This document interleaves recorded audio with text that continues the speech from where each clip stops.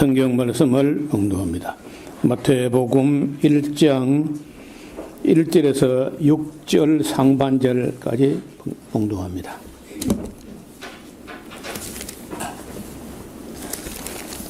아브라함과 다윗의 자손 예수 그리스도의 세계라. 아브라함이 이삭을 낳고 이삭은 야곱을 낳고 야곱은 유다와 그의 형제를 낳고 유다는 다말에게서 베레스와 세라를 낳고 베레스는 헤스론을 낳고 헤스론은 람을 낳고 람은 아미나답을 낳고 아미나답은 나손을 낳고 나손은 살몬을 낳고 살몬은 라합에게서 보아스를 낳고 보아스는 룻에게서 오벳을 낳고 오벳은 이새를 낳고 이새는 다윗 왕을 낳으니라. 아멘. 찬양대 준비한 찬양 올려드립니다.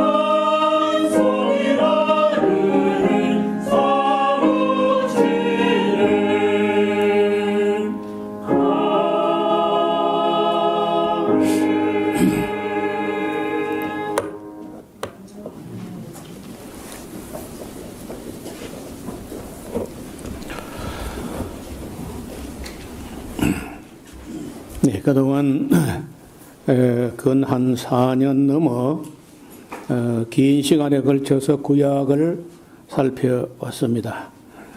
그리고 또 한동안은 신구약 중간사 이야기도 다른 때에 비해서 좀 길게 다루었는데 오늘부터 이제 마태복음을 시작해서 어쩌면 한 1년 반 내지 2년 정도 걸리면은 계시록까지 가지 않겠나 이렇게 봅니다. 먼저 오늘은 그 신약의 총론 내지는 서론이라고 할 수 있겠는데요. 마태복음 하는 책은 신약을 일단 읽으면 맨 먼저 마태복음이 나오는데 방금 우리가 읽어본 대로 그 마태복음은 구약을 제대로 읽어온 사람만 눈에 팍 들어온 책이죠. 아브람부터 아브람과 다윗의 자손 하면서 쭉 우리가 지난 몇 년 동안에 걸쳐 구약을 읽어온 그 이야기를 스토리는 없고 족보만 쭉 챙겨도 어떻게 예수님이 탄생하게 됐는가를 소개합니다. 아브라함과 다윗의 자손 예수 그리스도의 세계라. 세계란 말은 뭐 세대, 족보 뭐 그런 뜻입니다. 그리고 이제 아브라함이 이삭을 낳고 이삭은 야곱을 낳고 야곱은 유다와 그의 형제를 낳고 유다는 다말에게서 베레스와 셀을 낳고 베레스는 헤스를 낳고 헤스는 람을 낳고 람은 아미나답을 낳고 아미나답은 나손을 낳고 나손은 살몬을 낳고 살몬은 라합에게서 보아스를 낳고 보아스는 루스에게서 오벳을 낳고 오벳이 이새를 낳고 이새는 다윗 왕을 낳았다. 여러분 이 족보는 뭐 너무 유명한 족보여서 우리에게 뭐 거의 다 익숙하지만은 이건 이제 이방인들에게는 낯설기도 하고 별로 의미가 없게 보이기도 하고 그럴 수 있어요. 그런데 유대인들에게 있어서는 그냥 굉장한 족보라는 거예요. 그래서 이제 학자들이 오랫동안 살펴볼 때 마태복음을 기록한 마태는 1차적으로 유대인을 염두에 두고 이 복음서를 기록했다. 거의 뭐 그 일치된 견해가 그렇습니다. 이방인들에게는 아브라함도 뭐 별로 뭐 관심도 없는 이야기고 다윗도 뭐 별로 뭐 나중에 지금 와서 그렇지 그때로서는 아브라함 다윗은 유대인 외에는 뭐 아무도 관심이 없는 거예요. 그래서 일단 마태는 1차적으로 유대인을 마음에 두고 있었다는 거예요. 그래서 오늘 앞을 좀 보시면요. 이 마태가 유대인들에게 익숙한 이름, 레위라고도 하고 마태라고도 하는데 여러분 이 마태라는 이름이요.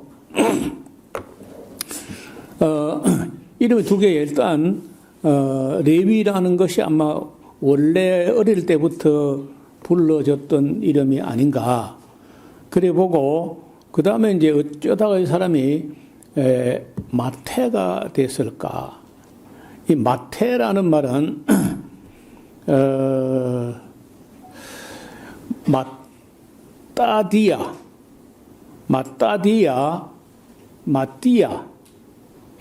이런 히브리어에서 온 이름인데 이걸 어떻게 음력을 헬라어로 하다 보니까 마태가 되고 또 영어로 하면요 매튜 전혀 다른 이런 거죠. 매튜라는 그런 정말 참 원어에서 많이 그러니까 마태도 정확한 발음이 아니고 원래는 마따디아 혹은 마띠아가 이제 히브리어를 제대로 발음하면은 마띠아인데 마따디아나 마띠아나 똑같이 의미가 뭐냐면요 야훼의 선물이다, 여호와의 선물이다 하는 뜻이에요. 그래서 이제 이걸 헬라어로 할 때는 마따이오스가 돼요. 헬라어로 또. 그러니까 마태복음이라는 책의 이름이요. 카타 마따이오스 이렇게 되어 있어요. 카타 마따이오스. 그리고 복음이란 말은 이 책의 이름이 원래 없습니다.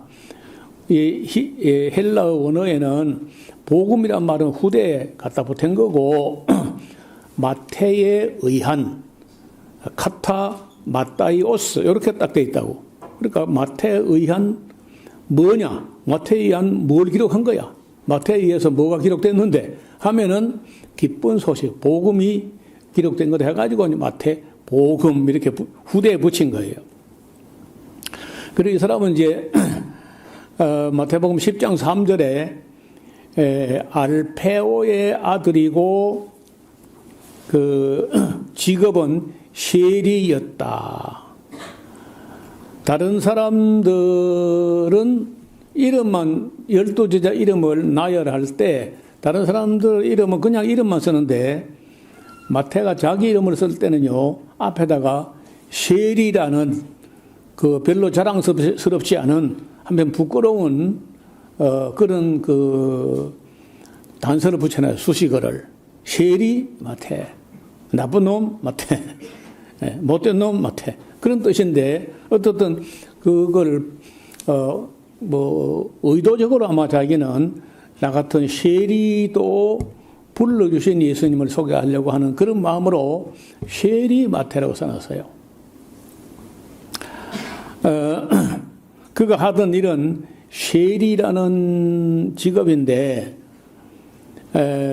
어떤 면에서는 이 형제를 부른 것 같아요. 다시 말하면은 베드로 안드레가 형제죠. 야고보 요한이 형제야.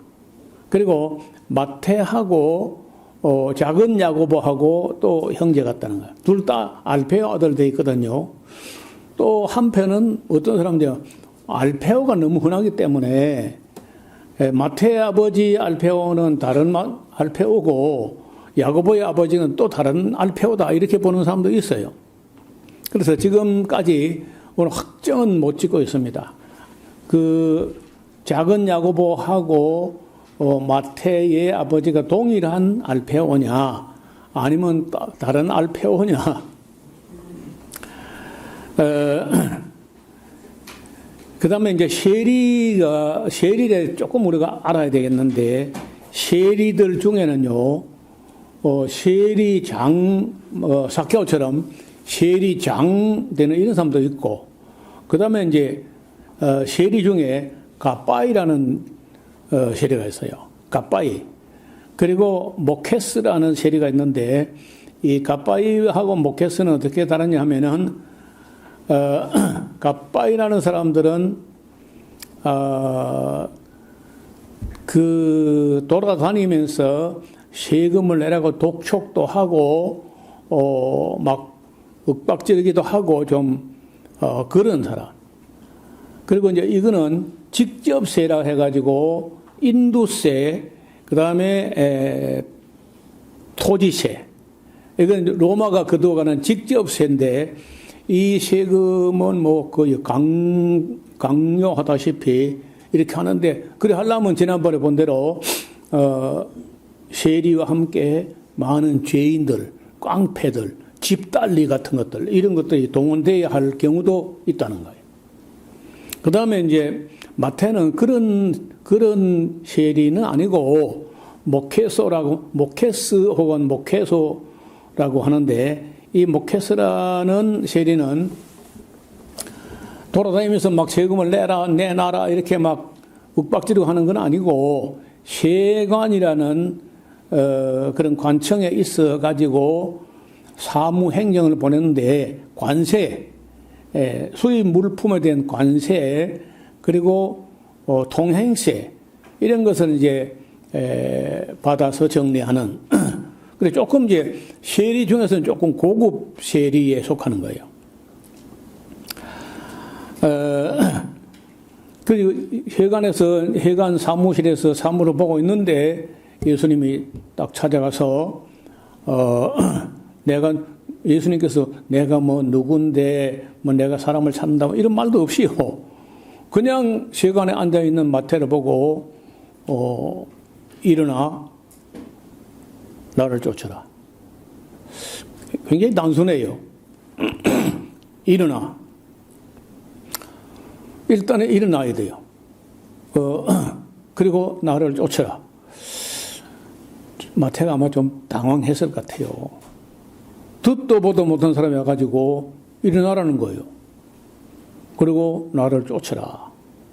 지금은 거기 그 자리를 차고 자리를 꿰차고 앉아 있고 한 자리 잡은 거죠. 세간에 뭐 예나 지금이나 공직에 그것도 세금을 거두고 하면은 그 부서리가 있다니까요. 떡고물도 떨어지고. 이제 그런 자리는 또 뭐 아무나 할 수 없는 자리야. 그런데 그 사람은 로마를 쫓아가는 것이거나 아니면 돈을 쫓아가는 거거든. 세리가 지금 마태가 그 앉아 있는 것은 로마를 추종하거나 돈을 쫓아가는 거예요. 근데 예수님이 거기서 일어나라고 하시고 로마를 쫓아가지 말고 돈을 쫓아가지 말고 나를 쫓으라. 굉장히 중요한 말인데 너무 짧게 이야기를 해서 여러분 전도를 할 때 너무 그 자리에서 막 복음을 전해가지고 항복을 받으려고 할 필요는 없습니다. 짧을수록 힘이 있어요. 말은 그런 말은 짧아야 돼. 그걸 연구를 해야 돼요. 어떻든 일어나 나를 쫓으라. 이 마태를 좀 더 이해하려고 하면요. 일단은 이 사람은요. 의학에 상당한 실력이 있어야 돼. 뭐 히브리어야 자기 민족 언어니까 그건 뭐 말할 것도 없고 그 갈릴리 가버나움 그쪽에는 아람어를 주로 쓰고 히브리어는 뭐 한 글쎄 뭐 3분의 1도 안 쓸 거라. 거의 아람어. 예수님도 아람어를 썼다니까요. 예수님도 갈릴리 사투리 그 아람어 이 아람이라고 하는 쪽은 이제 다마스커스를 비롯해가지고 굉장히 폭넓게 쓰여지던 언어인데 예를 들어서 달리다쿰 이런 말 다 아람어예요. 엘리는 히브리어고 라마 사박단이 또 아람어예요 또. 그리고 예수님 말씀도 보면요 아람어하고 히브리어하고 막 비빔밥이 돼요. 갈릴리 사투리하고 히브리어하고 막 섞여 있어요. 예수님 말도. 베드로도 그렇고. 그래서 이제 일단 히브리어 그리고 아람어. 헬라어가 세계 공용어니까 헬라어 또 해야 되고 신약 성경에 헬라어로 그렇게 기록됐거든요. 거기다가 라틴어를 해야 돼. 로마 관리로서 일을 하려면 라틴어. 그러니까 적어도 마태가 4개국어를 구사할 수 있는 정도의 의학 실력이 있었다. 그리고 그것만 아니고 이제 세관 업무를 담당하려면 세법이라든지 법령도 알아야 되고 그리고 계산에 또 밝아야 돼. 이제 그렇게 하면은 그때 당시로서는요, 시대가 이스라엘 시대를 넘어서 로마 헬라 문화권에서 로마 시대로 넘어간다 하고 그 시류를 잘 타는 그런 정도 범사에게 앞서한 사람이라고 할 수 있어요. 상당히. 그래서 만약에 마태가 히브리어밖에 모르고 아주 보수적이고 꼭 맥힌 사람이고 이랬으면은 그런 자리에 나가지도 못했을 뿐 아니라 의학적으로 그 정도 실력이 있기도 어려운 거예요. 그 다음에 그런 면에서 조금만 더 당시 문화를 배경을 살펴보면은 이스라엘 사람들이 얼마나 힘겹게 살아갔느냐. 무슨 말이냐면은 일단은 로마가 세금을 거둬가는데 직접 세라고 하는 인도세, 요즘 같은 우리 같은 주민세 같은 주민세, 인도세. 그 인도세를 땅볼락에 받아가려고 천하로 다 호적하라. 인구조사하는 거거든요. 세금 받아가려고. 그리고 이제 그 토지세 이걸 받아가고 헤롯은 또 헤롯대로 또 세금을 받아가요. 이중으로. 로마는 로마대로 받아가고 헤롯은 헤롯이 자기가 왕이니까 또 세금을 받아가요. 그게 다가 아니야. 유대인들은요, 유대 교회에 바치는 게 11조와 천열매, 그리고 절기 헌금 이런 게 있어가지고 그것도 상당해서 적어도 그 유대인들이 바치는 걸 보면은 자기들 소득의 25% 정도를 유대 회당에 바친다고. 그 로마는 로마대로 뺏어가고 헤롯은 헤롯대로 또 세금을 받아가고 그럼 2중, 3중으로 세금을 바치고 나면은 그 유대인들의 삶이 얼마나 어려웠겠어요.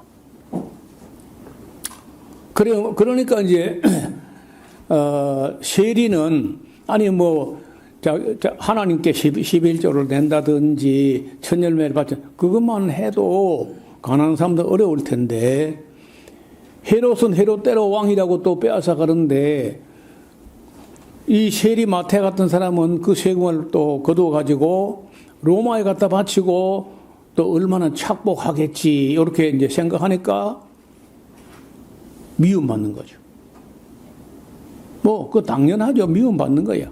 그래서 당시 유대인들의 그 인식 속에 만나지 말아야 될 산에서는 곰과 사자를 만나지 말지어다 하고 땅에서는요 이 동네에서는 세리를 만나지 마라. 그래서 제일 만나고 싶지 않은 게 부닥뜨리고 싶지 않은 사람들이 세리하고 산에서는 곰과 사자를 만나지 말아야 된다 할 정도로 꺼리끼는 사람들인 거예요.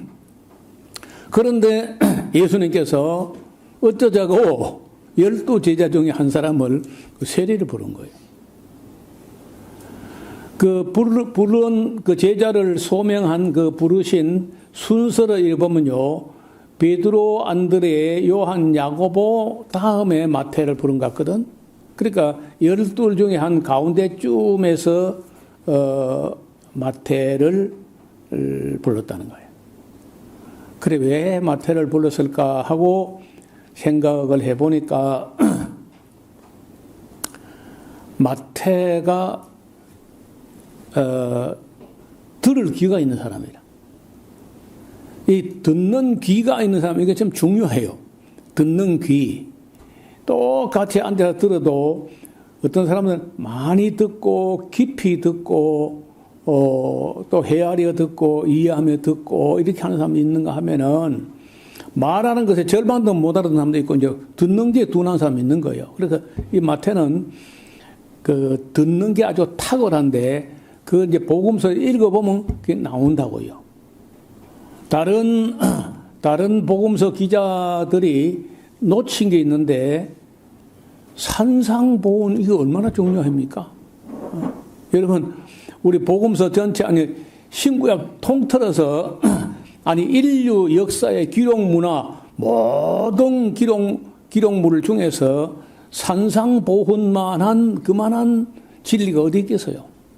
근데 다른 복음서는 이게 없는 거예요. 그러니까 어쩌면은 산상보훈 이거 하나만이라도 마태는 위대한 공로가 있다. 대단한 그러니까 듣기를 얼마나 달게 들었으면은 마태가 이렇게 금쪽 같은 말씀을 기록했겠는가.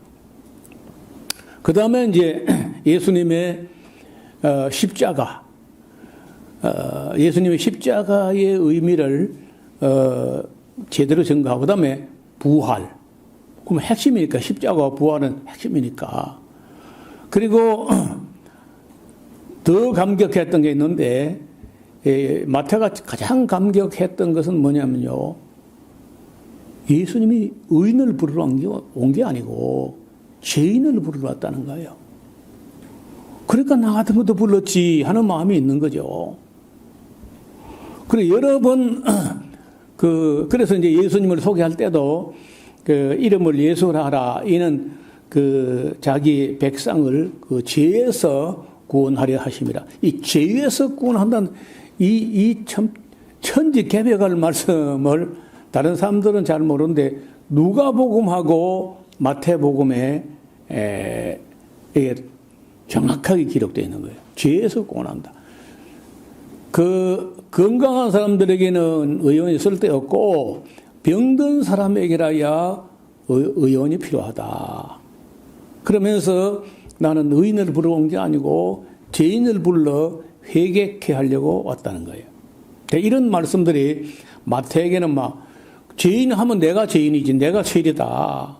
이래가지고 더 다르게 들리고 그리고 뭐 이따 이제 보겠습니다만은 마태가 그 맺고 끊고 결단하고 하는 거 아주 제대로 해요. 얼마 있다가 보면은 예수님과 예수님이 제자들 몇 사람하고 마태를 비롯한 많은 세리하고 죄인들이 뭐 죄인들 하는 거 보나 마나 그 세리들이 거느리고 다니는 깡패 뭐 조폭 이런 것들인데 그 예수님이 그 한 집에서 식사를 같이 하는 거예요. 그날 이후로 예수님이 아주 그 부담스러운 별명이 붙었는데 세리와 죄인의 친구다.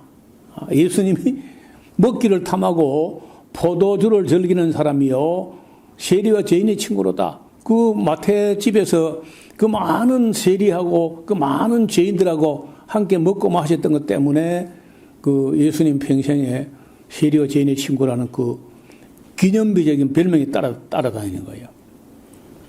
그런데 그런 의미에서 마태는 자기 같은 세리, 죄인 중에 죄인, 아무도 눈도 안 맞추는 자기 같은 사람을 불러서 제자를 삼았다는 이 감격에 겨워 그래 살았을 거란 말이에요. 나 같은 죄인 살리신, 나 같은 죄인 불러 제자 삼으신 그런 마음으로 살았다는 거예요. 그래서 이 마태는 나중에 이제 이 12사도들 순교한 걸 보면요. 꽤 멀리 갔어요. 어디까지 갔느냐. 요 가운데 내려봐요. 요 보면요. 마태 순교지를 보면요. 이디오피아까지 가서 거기서 순교했다고 기록되어 있습니다. 이게 지금 순교에 대한 자료는 여러 곳에서 찾아서 얻어볼 수 있는데 일치가 안 되는 수가 있어요. 왜냐하면 이게 적어도 한 4세기 실제로 순교가 일어난 날로부터 근 300년이 지난 후에 이런 자료를 수집했기 때문에 조금 뭐 다르게 기록한 것도 있고 그렇게 합니다. 요한 사도 말고는요 다 순교했습니다. 자기들이 한 3년간 따라다니면서 예수님을 보고 듣고 배우고 함께 먹고 마시고 자고 이래 하면서 봤던 그 예수님을 증거하기 위해서 교통도 치안도 보안도 보장이 안 되는 그런 세상에서 이렇게 멀리 가가지고 복음을 전하다가 요한은 천수를 누리고 그리고 요한은 뭐 끓는 기름 가마 속에 던져졌다고 하니까 사실은 뭐 요한도 순교자나 마찬가지. 그래서 요한은 보통 산 순교자, 살아있는 순교자다. 그렇게 말. 그럼 12사도가 다 순교했다는 얘기입니다. 여러분, 그 마태복음을 보면은 다른 복음서하고 똑같은 부분이 있어요. 너무 똑같아요. 마가복음하고 마태복음은요, 너무 똑같은 부분이 있어요. 철저한 게 안 틀리고, 그 한 절 내에 단어도 하나 안 틀리고 똑같은 부분도 있고, 반면에, 제법 다르게 기록. 마태, 마가, 누가, 요한, 네 복음서를 대접하면요, 상당히 차이가 나게 기록되어 있어요. 그래서 이 복음서를 신학교에서 공부할 때 가장 심각하게 대두되는 문제가 같은 점과 다른 점. 왜 똑같냐? 왜 이렇게까지 따로따로 기록했는데 왜 이렇게 똑같으냐? 하는 거하고, 아니, 같은 예수님 사건을 기록했으면 또 똑같아야 되는데 왜 다르게 기록했냐? 이게 신학적인 문제가 되는 거예요. 그래가지고 뭐 거의 한 학기 절반은 실험을 합니다. 신학 공부할 때 왜 똑같으며 왜 다른가? 똑같아도 곤란하고 달라도 곤란하잖아요. 그게 문제가 된다는 거예요. 대충 읽으면은 그게 뭐 문제가 안 되는데 꼼꼼하게 읽으면은 그게 상당히 문제가 되는 수가 있는데 지금은 이제 뭐 아무도 그런 거 고민하지 않습니다. 하여간 이 마태는 그 예수님을 볼 때 맨 처음에 아브라함과 다윗의 자손으로서 예수가 바로 그리스도 기름 부음 받은 자다. 그리고 이제 태어나는 것도 다윗의 동네에 베들레헴이거든요. 그 베들레헴이 그가 유다 지파의 땅이고 거기 보아스의 땅이잖아요. 그 후손이기 때문에 그 길을 호적하러 가가지고 거기서 났다. 또 유대인의 왕으로 오셨다는데 동방 박사들이 와가지고 묻죠. 유대인의 왕으로 나신 자가 어디 계시냐 이렇게 유대인이 왕으로 오셨다 이렇게 묻고 유대인이 왕으로 나시고 죽을 때도요 십자가에 유대인의 왕 나사렛 예수라고 그 처음부터 끝까지 유대인 왕으로 이렇게 그런 관점에서 쓴다는 거예요. 그리고 구약 성경에 여러 차례 여러 가지 모양으로 예언되었던 그 예언을 성취하러 오신 예수님이다. 그래서 뭐라고 한 말이 이루어졌느니라 이런 말이 빈번하게 나옵니다. 계속 나오고 반복적으로 나오고 어떻게 하리라 한 말씀이 이루어졌느니라 이루어졌다 이렇게 해요. 그 다음에 죄인을 불러 회개시키는 메시아. 마태가 늘 감격해 마지 않는 자기가 세리라는 죄인이니까. 그 다음에 진리로 가르치는 메시아. 궤변, 말재주 이런 게 아니고 누가 언제 들어도 아무도 아니요 할 수 없을 정도로 진리가 충만한 참된 도리, 진리가 참된 이치, 참된 도리인데 예수님 말씀은요 아무도 들어보고 아니요 말을 못해요. 참 진리다. 백성을 자기 죄에서 구원한 메시아. 그 다음에 귀신의 권세를 이긴다. 자, 이거는요 구약 성경의 모세부터 말라기까지 어떤 예언자도 귀신을 이기거나 귀신을 제어하거나 귀신을 쫓아내는 건이 단 한 건도 나오지 않습니다.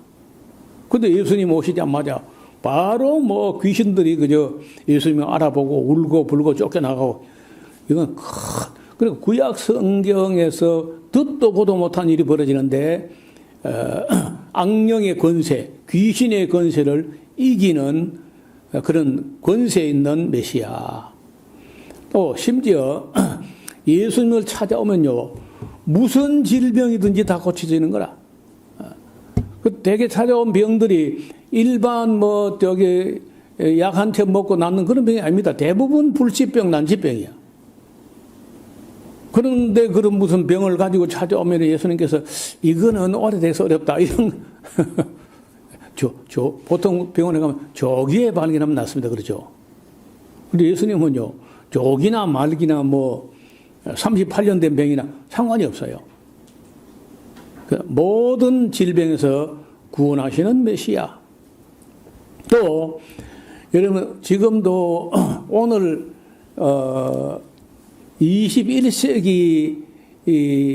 21세기도 지금 사반세기가 지나갔어요. 25년이 지나갔어.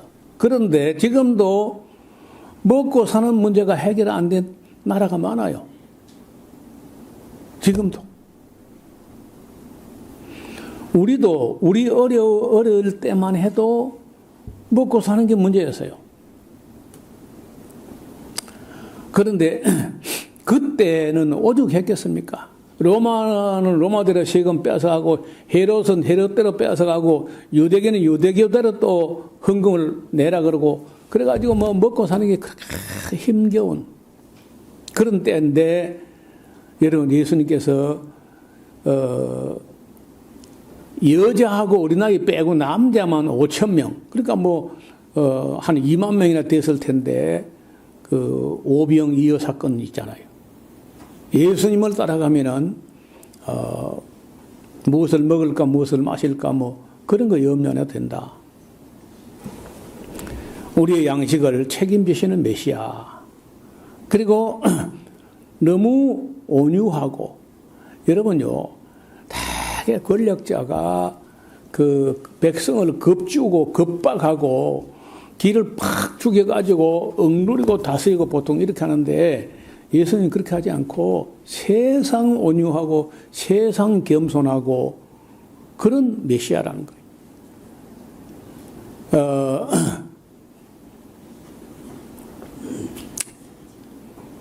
이거 놀라운, 지금 생각해도 놀랍고 언제 생각해도 그 보통 왕도 아니고 유대인의 왕일 뿐 아니라 나중에 보니까 히브리인 유대인의 왕이 아니라 만 왕들의 왕이잖아요.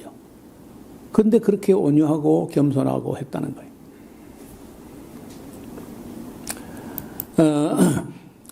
그리고 비유, 예수님의 설교는요, 너무 쉽게, 어린아이들 다 알아들을 수 있는 정도 쉽게 하는 거예요. 비유로 하니까.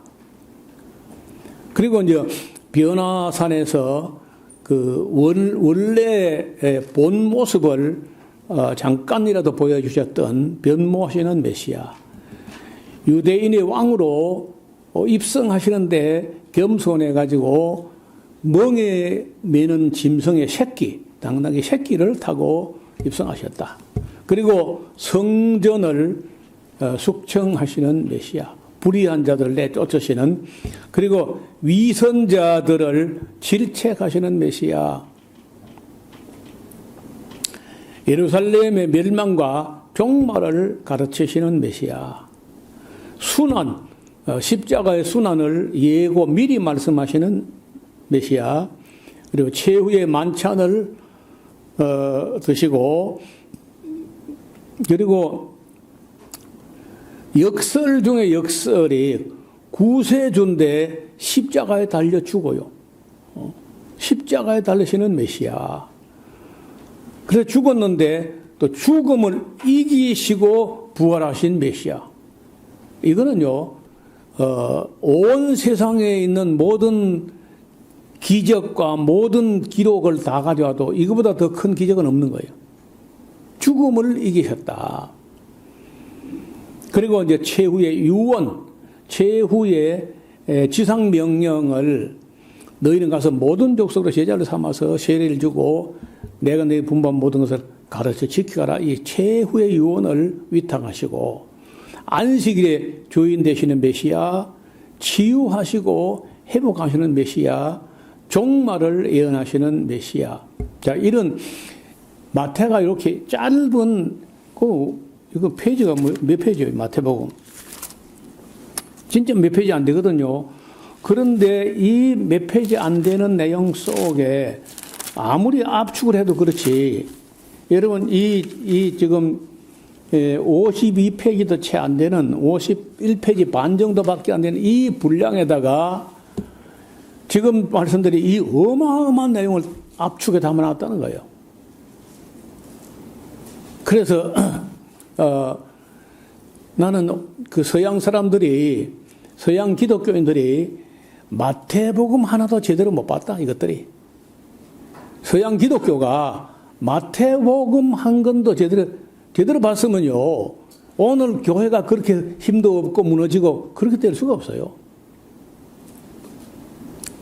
오늘 제가 제목으로만 한 25가지 마태복음 안에 있는 이 우리가 절대 외면할 수 없고 간과할 수 없는 그런 주제만도 이 정도인데, 이런 정도만 제대로 읽고 이해하고 믿었다고 해도 서양 기독교처럼 절에 안 되는 거예요. 그래서 우리는 인류가 가지고 있는 굉장한 유산, 성경 중에 성경 중에 성경이 나는 볼 때 복음서라고 생각하는데, 이 복음서를 이해 못하면요, 구약에 다 의미가 없어져 버려요, 사실은. 이 복음서하고 신약의 계시록까지 이 내용이 정리가 되면서 구약까지 다 살아나오는 그런 의미에서 우리가 신약을 접한다는 것은 이건 놀라운, 그리고 우리가 구약은 거의 스토리만 읽어도 대충 이해할 수 있는데 신약은 내용의 어떤 차원이나 비중에 있어서 구약하고 비교가 안 됩니다. 그렇게 놀라운 얘기가 기록되어 있는 거예요. 그래서 우리가 이번 앞으로 한 1년 반, 2년 동안에 신약 성경에 이 놀라운, 그야말로 온 세상 모든 철학자, 모든 종교의 입을 다 봉해버리는, 여러분 이 신약 성경을 제대로 읽어서 물론 구약을 이해한 입장에서 해야 되는데, 구약을 제대로 이해하고 그리고 신약을 다 이해하면요, 철학 끝나야 됩니다. 철학 다 끝나야 되고 종교 다 끝나야 돼요. 그 필요 없는 거다. 그 철학과 종교가 추구하는 모든 것이 이 안에 다 있어. 거기에 필요하고 충분한 만큼 다 담고 있다고. 그래서 여러분, 저 같은 사람은 늦게서 믿어가지고 그 철학에 대해서도 관심이 있고 역사에 대해서도 관심이 있고 다른 사상에 대해서도 관심이 있고 그래 하던 사람이지만은 성경 66권을 제대로 만나고 나니까 그 철학이 다 그야말로 사도 바울 말이 딱 맞는 말이야. 내가 배설물로 여긴다 그래. 바울이 예수 아는 지식이 가장 고상하기 때문에 내가 전에 내게 유익하던 것이라도 내가 배설물로 여긴다. 이렇게 하는 거예요. 사도 바울이. 그 점에서 저도 전혀 이의가 없습니다. 그래서 이번 기회에 우리가 다시 한번 구약 이만큼 읽어온 그 위에서 우리가 신약을 이해한다면은 우리 신앙에 정말 한 걸음 진일보 되지 않겠나 그런 생각을 갖습니다. 이번에 우리가 복음서 4개를 통해서 예수님의 진면목, 예수님의 참모습을 제대로 만날 수 있기를 주의 이름으로 축원합니다. 하나님 아버지, 오늘 우리는 사도 마태의 기록물을 따라서 아브라함과 다윗의 자손, 유대인의 왕으로 오신 구약 성경에 많은 예언이 기록되는데 그 모든 예언을 성취하러 오신 예수님께서 어떻게 오시고 사시고 무슨 말씀하시고 어떻게 가르치시고 어떻게 죽으시고 부활하시고 무엇을 명하시고 또 우리에게 무엇을 위탁했는지를 바르게 배우고자 합니다. 지혜와 명철을 주사 학자같이 알아듣게 하옵시고 이 복음서를 잘 배움으로써 우리가 예수님을 점점 더 깊이 알아가게 하여 주옵소서.